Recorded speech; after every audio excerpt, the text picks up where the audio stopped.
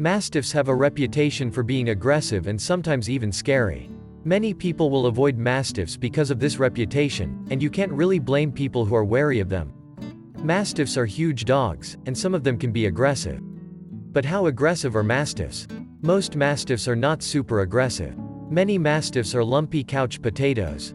But not all of them are. Here is what you need to know about mastiff aggression, their history, why mastiff aggression is so feared, and how to prevent mastiffs from being aggressive. Mastiffs can be aggressive. Some facets of society, like local governments, landlords, and insurance companies, have labeled the mastiff an aggressive dog breed. That is because mastiffs have a higher than average chance of exhibiting aggressive behavior. Obviously, not all mastiffs are aggressive. Some mastiffs are the sweetest dogs in the world, but others can be quite anxious and adverse to strangers. One reason that mastiff aggression is so feared is that mastiffs' immense size and power can make them incredibly dangerous if they are aggressive and not handled properly. The potential for violence is what makes local governments and insurance agents so cautious about mastiffs. Mastiffs are not hyper-aggressive dogs. When mastiffs are at rest and not anxious, they are very sweet and relatively lazy. Mastiffs are not going to be up and moving around, patrolling your house for signs of danger. Mastiffs can often be found lying on the couch, listening for something out of the ordinary. Mastiffs can be wary of strangers, and they can be excellent guard dogs in that they alert when someone or something is coming.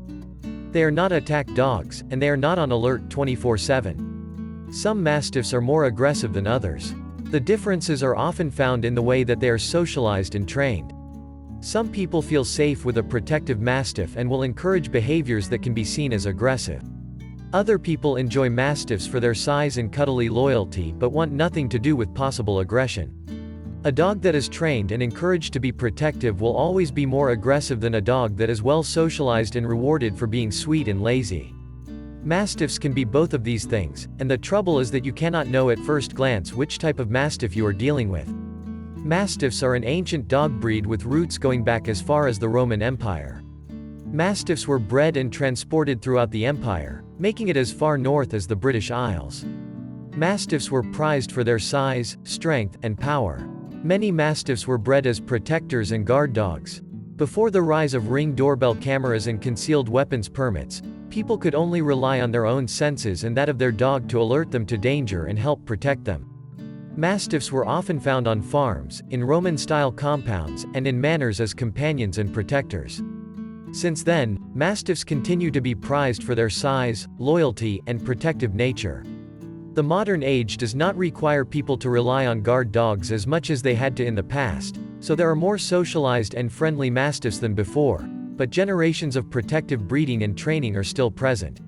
The crux of the issue is that while most mastiffs are perfectly calm and safe, mastiffs have the potential to be incredibly dangerous. Mastiffs can grow to absolutely immense sizes. Adult male mastiffs can weigh as much as 230 pounds, which is more than most adult humans. They stand over 2 feet tall. Even the females typically weigh at least 120 pounds on the small end. That makes mastiffs one of the largest dog breeds in the world by a long shot. It only takes a mastiff getting out of hand for a second to scare or injure someone. Mastiffs' large size makes them especially dangerous to children who are very small and do not have the knowledge to know when a dog is starting to feel ornery or aggressive. Mastiffs were the 6th deadliest dog in the United States according to stats compiled between 2005 and 2017, with 14 deaths attributed to mastiff attacks. That is far below the top dogs, pit bulls and Rottweilers, 284 and 45 deaths, respectively, but it is still not zero. That is because the size and power of a mastiff gives them ample potential to seriously hurt someone. The absolute best way to prevent a mastiff from being aggressive is to prioritize socialization and training from a young age. Calm behaviors should be rewarded, and aggressive behaviors should be ignored. Dogs like mastiffs should never be subjected to negative reinforcement training or fear training, yelling, striking, shock collars, etc. As these types of training can actually create more anxiety and aggression. Socializing a mastiff means introducing them to a variety of different people, locations, and animals. A dog that is kept at home all the time with the same people around will naturally be curious or wary of the odd stranger that comes by once in a blue moon. A dog that gets out of the house and sees new people regularly or even takes long, diverse walks will have more information and experiences that will help them deal with situations in a healthy and calm manner. Training and socialization are the two pillars of reducing the potential for aggression in any dog. Similarly, some people purposefully do not socialize their dogs and encourage aggressive behaviors to cultivate a stronger and more fearsome guard dog or protector. Mastiffs are generally not very aggressive. Many people think that Mastiffs are always on alert and ready to strike, but that is simply not the case. Mastiffs' reputations come from the fact that they can be aggressive, and their massive size makes any moments of aggression potentially dangerous.